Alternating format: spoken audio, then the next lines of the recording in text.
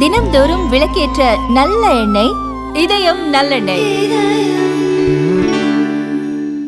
ஜம்மு காஷ்மீரில் பஹல்காம் தாக்குதல் நடந்து 5 மாதங்களுக்கு பிறகு மீண்டும் 12 சுற்றுலா தலங்கள் திறக்கப்பட்டுள்ளன.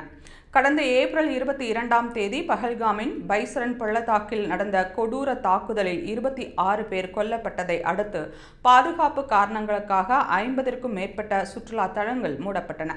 விரிவான பாதுகாப்பு மறு ஆய்வுக்கு பிறகு ஜம்மு காஷ்மீரில் 12 சுற்றுலா தலங்கள் மீண்டும் திறக்கப்பட்டன. ஜம்மு காஷ்மீர் துணைநிலை ஆளுநர் மனோஜ் சின்ஹா தலைமையில் ஸ்ரீநகரில் நடைபெற்ற கூட்டத்தில் இதற்கான முடிவு எடுக்கப்பட்டது.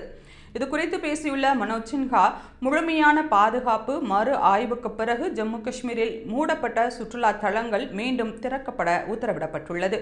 காஷ்மீரில் உள்ள அரு பள்ளத்தாக்கு, ரஃப்டிங் பாயிண்ட், என்ஆர் அக்காட் பூங்கா, பர்ஷியாஷி பூங்கா, காமன் போஸ்ட் உள்ளிட்ட 7 சுற்றுலா தலங்களுக்கும் தாகன் டாப், ரம்பான், கதுவாவில் உள்ள தாகர் மற்றும் சலாவில் உள்ள ஷிவ் குகை, ரியாசி உள்ளிட்ட இடங்களும் மீண்டும் திறக்கப்பட உள்ளன என்று தெரிவித்தார்.